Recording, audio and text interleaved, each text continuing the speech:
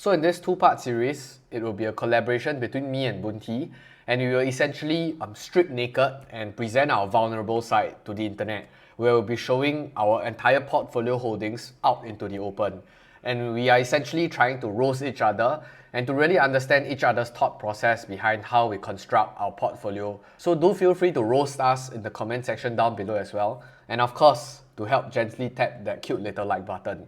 And on a side note, me and Bunti recently just launched a separate podcast channel with Kelvin from Kelvin Learns Investing and also Eric. So do feel free to show your support, and if you can't get enough of us, subscribe to that channel as well. So with that, let's get right into the video. Introducing today's sponsor, Skillshare. So Skillshare is an online learning community with thousands and thousands of online classes for all sorts of topics. They have a wide range of topics from personal finance to productivity and even how to start your very own YouTube channel. So like investing, I think the biggest asset in your life is not your stock portfolio or even your property. It's yourself.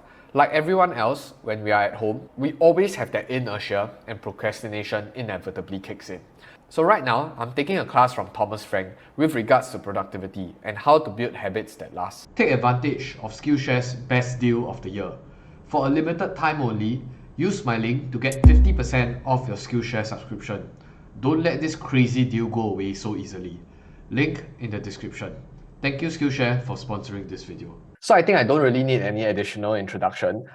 As you guys know, I'm that huge Alibaba/Tencent bull on YouTube. I'm not really sure if anyone else is as bullish as me. And I think other big YouTubers, like Everything Money, has also recently sold out of their Alibaba position and to tax loss harvest into Baidu. So in this case, I think other China bulls, even like Ray Dalio, all of them also sold out of their Alibaba position. So I guess I'm the only YouTuber out there that's still back holding Alibaba. And just a very quick breakdown, I think in terms of percentage, this is based on Friday's closing. We are recording this video on the 13th of November. So this is the effective close value of all the different positions that I have. So Alibaba and Tencent, as you know, the two biggest position holds around 80% of my portfolio. And KWEB is a Chinese tech ETF, and that's 10%. So you can see that out of 100% allocation, 90% is in China. So Chairman C, please don't disappoint me. And I think for the rest, I think it's quite self-explanatory. Very small exposure, intending to increase it, but I'm still observing on the sidelines. And I do hope that there are better opportunities for me to keep adding to the position. And maybe just a brief understanding or outlook on how I intend to invest. I'm pretty concentrated in a way, if you guys haven't realized already.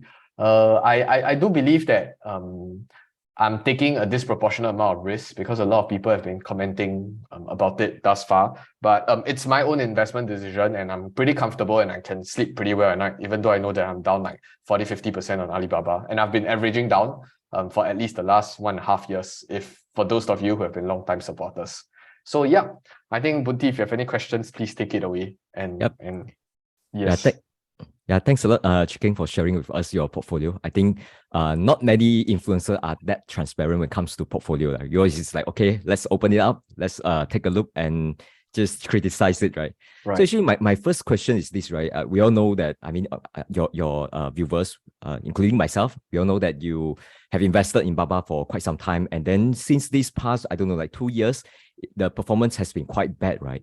Actually, my first question is like, actually, what are you looking for to actually tell yourself like, okay, when to actually cut loss? For example, right, let's say if this continue, like another 10%, 6 months down, another 10%, 6 months down, and this one can drag on, right? Let's say if it drag on for like 2 years, 3 years, 4 years, 5 years, and 3 years later we are showing a negative 60 or negative 80% down, right?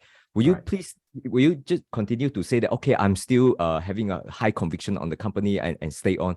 What's the thesis breaker that you will say, okay, if this happen, then I'm going to just shift to another company and move on? Or this one becomes something like a religion and you never shift out, right? Is that your positions?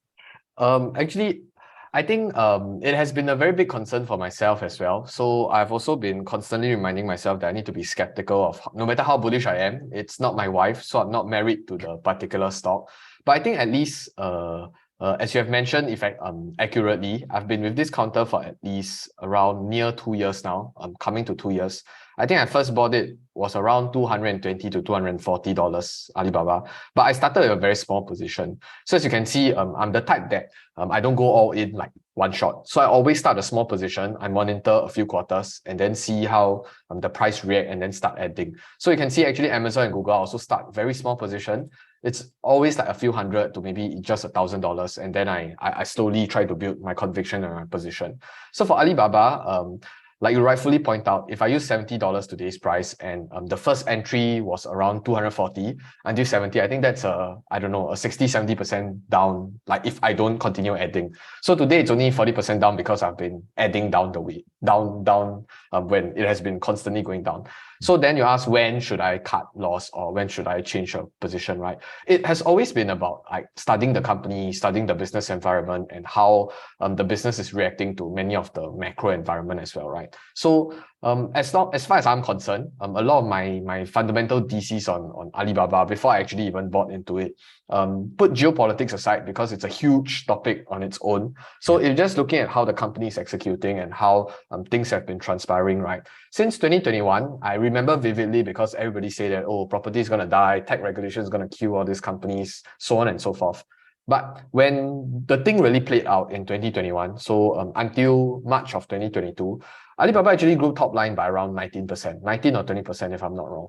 So it doesn't look like a company that's dying, still can grow 19, 20%. I do agree that markets are relatively efficient in some shape or form. But in this case, I think because of many headwinds that are turning around the company, that's why the stock is effectively punished. I did tweet out recently to William, I think William Green, he's the author of Richer, Wiser, Happier. He was also lamenting about his Alibaba position, right?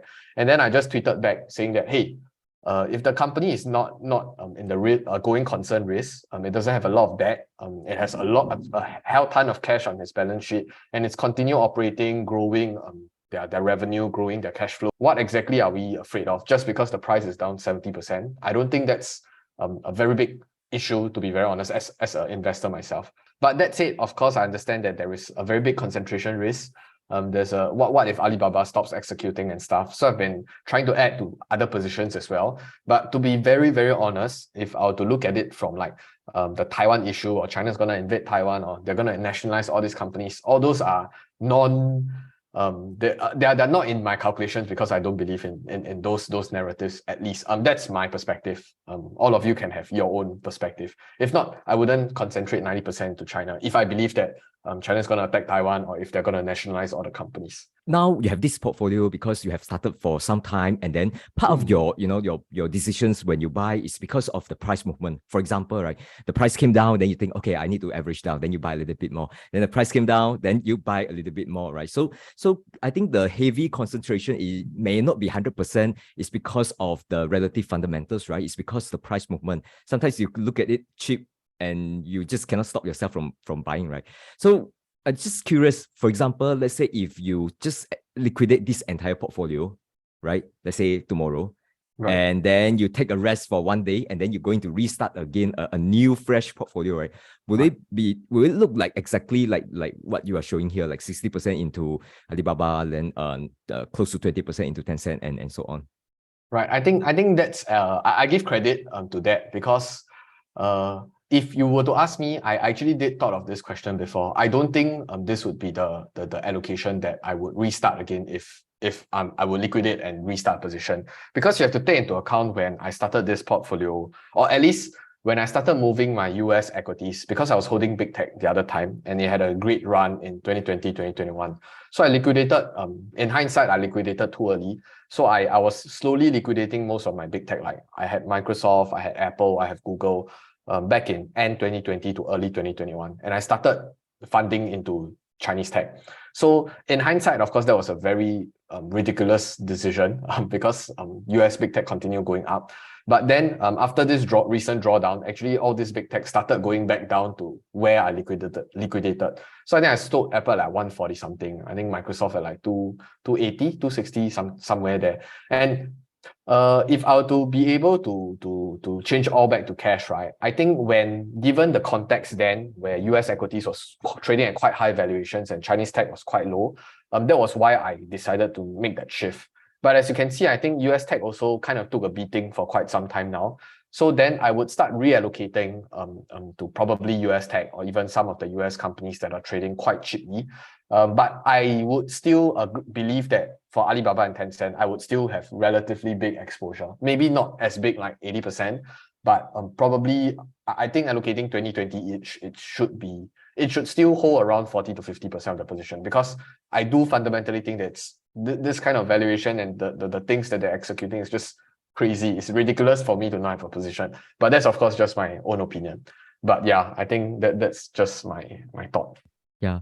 So you are saying that if you're going to restart again, probably these two added up together, maybe like 50%. Right. But now looking at the numbers, it's like 80%, right? Mm. So let's say you have some like new savings, right? And Right. you look at the price, I think Alibaba is still quite weak, right? And you go and buy Alibaba more.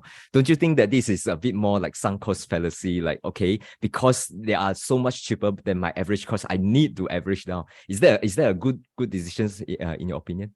Yeah, I kind of do agree, which is why actually I haven't been averaging down into Alibaba for a very long time. So I haven't been averaging down since the start of this year, or at least even the last I bought was I think Jan or Feb. And I didn't average down because I was really worried about this sunk cost fallacy thing. I was thinking, oh, it keeps going down, I keep buying, it keeps going down, I keep buying. It's not a prudent investment decision because you have to look at it on a portfolio basis, right? But the last time I added was really after the Party Congress thing, where it just get down like crazy. So I think Alibaba on BABA was trading at like 58. I bought the Hong Kong counterpart. So the last time I averaged in was at 62 Hong Kong dollars, 62 Hong Kong dollars. So continuously averaging down, I think you have to look at it from a risk reward perspective, right? So risk reward not in terms of not quantitatively, because it's very hard to quantify what's China risk or what's politics risk or how the company is executing or competition. You can't crunch it into a particular number saying that 60% it will succeed, 40% it will fail. I can't. So it's all qualitative.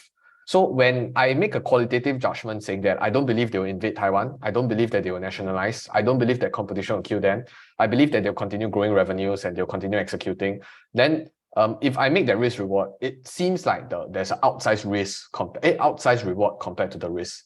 But then again, when I compare to, for example, their US counterparts like Google, Amazon, Facebook, Meta, or Apple, I don't think I'm very comfortable at today's valuation, even though a lot of people like to say that, oh, it's value, all the value investors will start scooping up. I don't think so. I think maybe they are probably trading around in the range of like fair value territory. But to say that I'm bargain hunting, that it's value investing, I don't think so. So that has been why I'm quite slow in deploying capital into these companies. And I think, like I alluded previously, right, when I start a position or when I go into a particular counter, I don't like throw 10 grand, 20 grand straight into the company. It's always a slow build up because I don't want to be wrong in terms of the entry price. So if I average out, at least I know that I cannot blame my timing that, I bought at the top, that's why it went down.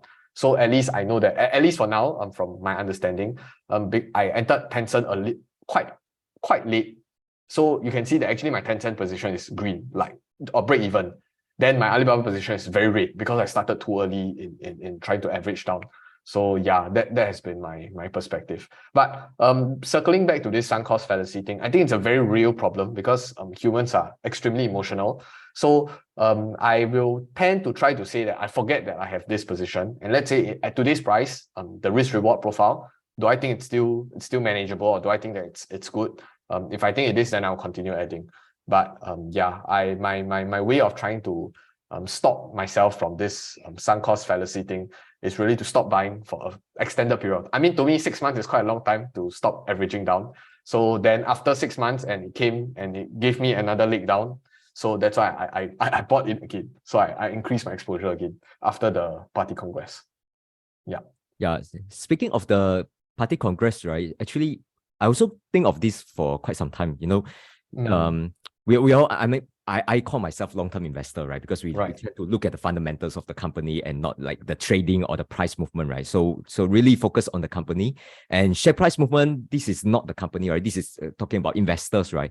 But there's other peoples who are very smart investor, right? I mean, you can call them traders. They're saying that actually all this is not important because ultimately the price of the company or the share, right, is determined by the buy sell or the supply and demand of the shares, right? Say for example, you take Tesla, the fundamental has been the same prior to Elon Musk selling, but right after he just like selling the shares, right? You can see the price movement for sure it will be weak, right? Because there's more supply than demand on the share price, right? So I think this one is a good example. Come back to Alibaba or even Tencent, right? After the party congress, we all see that there's huge selling. And I don't think this kind of selling came from, like day traders, people who just trade based on news. I think there's legit number of people actually liquidated because they can't stand with the type of government that we have in China. For example, like now our chairman Xi have like one person control the entire party and the entire governments, right? So his influence definitely has increased compared to like when he took over as a chairman, right? I mean, like just compared 10 years ago, very different, right? So I think now it could be that there's this risk that the world or the China's moving forward will be more autocratic.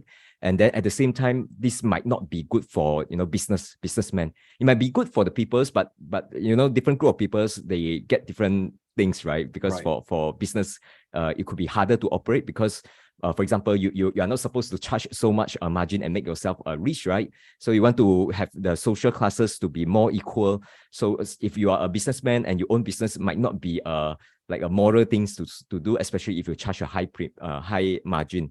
I don't think companies like Apple should exist if you use a China lens to look at things, right? So then come back to these fund flows because people know that this political change will affect and the environment, and hence there will be people who just want to like liquidate from their business and just exit China, right? That's why there's this huge sell pressure.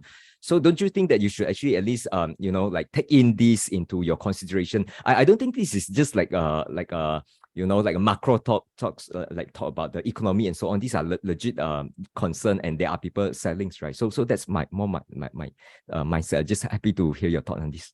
Right. So actually, I think you named three specific points, if I can break it down.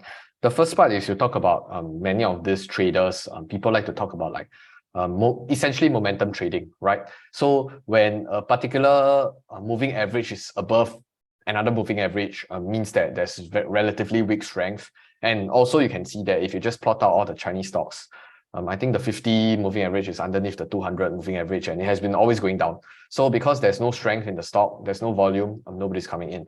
And I think there is a certain truth to that, but I don't really ascribe, or I don't subscribe to that philosophy because like you said, as long as we are monitoring how the things are playing out in real time, like whether it's in the business environment, politics, whatever, if it's cheaper, it's better, right? Like you get to buy cheaper at a discount, then why are you complaining that the market is going down and down and down? It's not like you're cashing out like immediately. So that's the first part. But I do believe that there is a certain degree of truth behind some sort of technicals and looking at how volume is concerned. But to me, we are kind of playing a different game, so that rules don't really apply. You can say that people are stubborn, like saying that, oh, you're just stubborn that you don't look at technicals because technicals clearly work. Not really. I think if the rules kind of only apply if you are playing that particular game, and if you are really looking at it long term, who says you can't really catch up to trading performance? Yeah. Actually, let me chip in here. My question is not so much about the trading part. Like I'm not saying you should trade your positions. I'm saying or we should stop buying whenever it's below moving average. That's not my meaning. I'm saying that now the price is weak because there's a lot of this sell pressure, and this sell pressures, right, is because people kind of know what kind of environment it is in the future.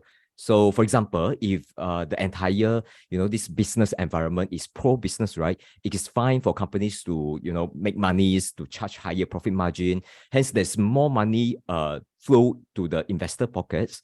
So there's more value come from it, right? Hence, the share price should be higher. But now, because of all this shift of power, it almost become like it is not moral to make too much money. Like billionaire, why should you exist, right? You shouldn't exist. So with that Understand. environment, then of course the business environment is not favorable. And hence, this so-called the businessmen, right? They will say, okay, why should I continue to invest in this kind of environment? I will just exit, right? If I have the money, I can sell my business and then just take money out, and maybe I can sell a company in other countries, right? So I think these are the self pressures that reflect the real change of the entire environments. Yeah. So it's Right. not so much about the trading part.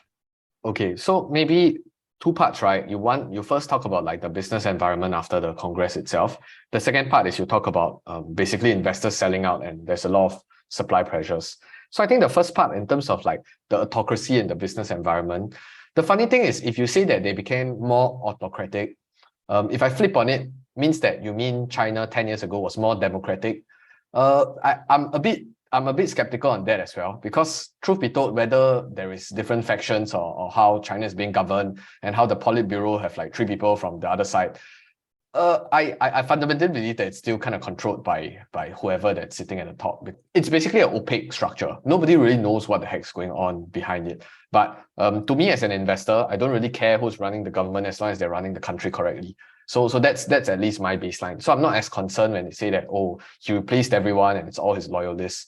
The funny thing is, if they change the 7 people to 7 other people, I don't think Xi will have a problem commanding over the other 7. So that is why it didn't really affect my perspective. But then back to it, of course, sure, because of the supply, the supply pressure of selling all the stocks, international investors or the hedge funds or whoever that is holding all these companies, they beg to differ. That's why they have a different perspective. That's why they throw first, then we talk later. So when they're throwing, you have to kind of realize that actually in the 2 exchange, right, which is the Hong Kong and the China exchange, the makeup is different. So at least in the Hong Kong part, mostly it's actually foreign investors. So you have your US, Singapore, and Southeast Asia. Their only access is via the Hong Kong market. So for the A shares market, it's still their own local mainland investor. So if you were to look at the disparity, I think right after the Congress itself, the A share market was only down, the index was probably down only 2 odd percent. Well, the Hang Seng is down, like, I don't know, like 5-10% or something. And all your big tech companies was down at least 10% across the board. So then why, you might want to ask, what's the discrepancy? Meaning that having a more autocratic government where Xi comes into power, it profits all the A-share companies, or it affects disproportionately the tech companies only. And even in the Hang Seng Index, it's not only your tech companies. You have your financial companies. I think some of your other banks, like your merchant bank, your AIA, your insurance. Are they affected disproportionately compared to Asia? I don't think so. I think if the government is bad, it's going to be bad for everybody. All the companies out there is going to die. But clearly, the share price movement reflects differently. So that is where I think that it's a little bit illogical. I haven't really come to find a logical answer to explain it, but that has been that has been playing out at least for the last 2 years, this disparity. And the second part is also in terms when the share is, or when the valuation essentially collapsed, right? You can see that there is more and more mainland investors buying up all the shares from the Hong Kong index. So I think they recently, and I think there was a study that shown that since September, this ETF called CSOP Hang Seng Tech Index, they had around less than 3% exposure in September, October, yes, around there, September, less than 2%. And then just last Friday, it closed at more than 20%. So they 10x their exposure in the Hang Seng Tech Index. And I don't know, so it's either there's only two situations here. One is the foreign investors are doing something stupid, or the mainland investors are very stupid to buy into all these tech companies, or even just the Hang Seng Index. So that's why we will have time to play out. We let time be the ultimate arbitrator. But clearly, after that tanking from the party congress, right? If they just plot, I think Baba is up like 15-20%. Tencent is up like 25% since that crash within a short 2 weeks. So is the market really? Does the market have any logic now? I honestly don't know. I just look at this whole thing play out in front of me, and I'm just like, I don't know what's going on. So I just stay on my course. I follow my own investing principles, and I just continue staying invested. So that's just my long answer to your short question. Yeah. Thanks for the detailed answer. Actually, my next question, because just now you mentioned about A-shares, right? I want to ask you. Right. I look at the list, right? Although you say that, like what 90% China stocks, right? But you look at Baba, Tencent, even K-Web, right? I think all these are, more like towards tech and towards Hong Kong listed stocks, right? Where are your A shares? If you are really that supportive of Chairman Xi, shouldn't you buy more A shares? Right. So here comes the risk reward thing also, right? Because A shares hasn't been hit disproportionately. I'm interested in many of the companies out there. So I was looking at the dairy industry. I think it has been infamous since 08, 09. So you have companies like Mengniu, you have companies like Yilin or Yili, I've forgotten already. I believe fundamentally that as China continues progressing, more and more people consume more calcium, more dairy and stuff like that. All these are sitting on very strong tailwinds. But do you want to take a guess, like the valuation, if you just take a guess, what's the PE of a milk company in China? Like just take Mengniu, for example. You just take a guess. I didn't monitor that closely, but my impression is quite high one. You should be like in the 30, 40 PE. I think even not with a super high growth, right? So right, it becomes exactly. So that's my point. So for Mengniu, the last I checked, now if I just did a quick Google search, right, it's at 20 PE now because of after it tanked. So before it tanked, when I started studying it, it was like 30, 25 to 30 PE. For a milk company with a growth rate of, I don't know, I think it was sub 10% or 10 plus percent.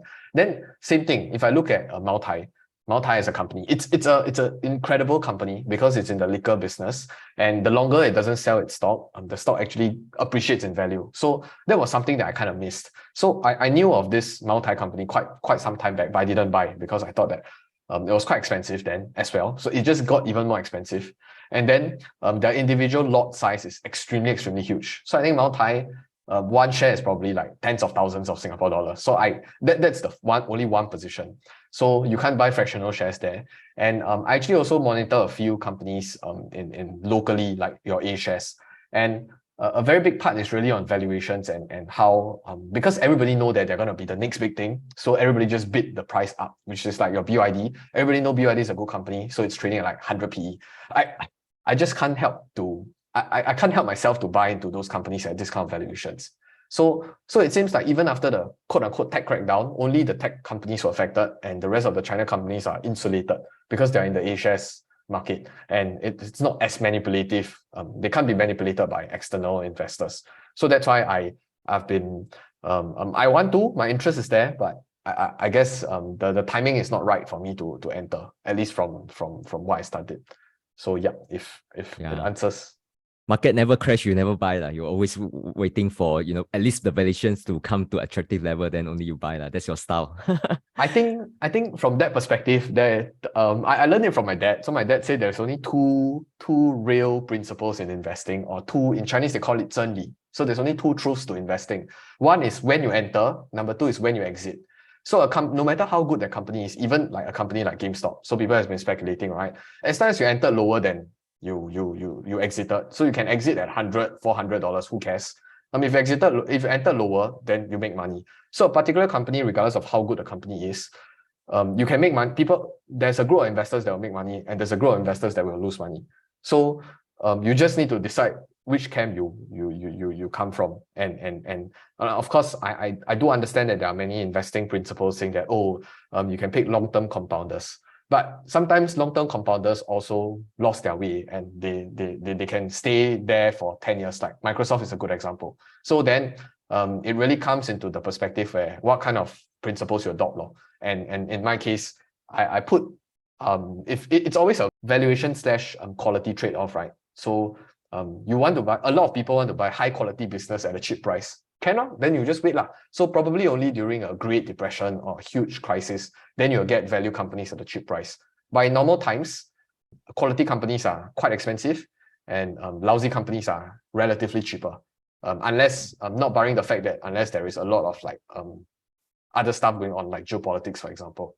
So that's been my understanding thus far. Yeah. People want to buy good companies at cheap price, but when the price becomes cheap, they don't want to buy because the quality is questionable. Exactly. So this is always a conundrum, or at least I can say it's a oxymoron. When you now think that it's a quality company, and then when the price becomes cheap, usually there's a reason behind driving why the price is cheap. Maybe suddenly, let's say, touch wood, because I own Google, so let's say Google suddenly the top line revenue dropped 20%. Then we're like, Google lost their magic. Online advertising is dead. So then only when Google dropped by their revenue by 20%, then the price will start collapsing like crazy because people start panicking, saying that Google is not a good company anymore. So that's why it's always a trade-off, right? And you cannot use a hindsight bias kind of thing. Oh, I knew that Apple would be a good company, or I knew that Amazon would be a good company after the dot-com crash. So that's a hindsight bias thing. So you need to really persevere through, and you have the ability to see the future, then good for you. You'll earn a boatload amount of money. So yeah, that's my perspective. So I hope you guys enjoyed how Bunti tried to roast me and understand my thought process behind this entire portfolio construction. It's probably not the perfect construction, and it's that there are many rooms for improvement as well. But I just hope that you guys enjoyed the discussion, and if you guys are also extremely heavy weighted into a stock, maybe these are some of the questions that you have to ask yourselves as well. So yeah, with that, I'll see you in the next video. But more importantly, I will see you on the moon. Goodbye.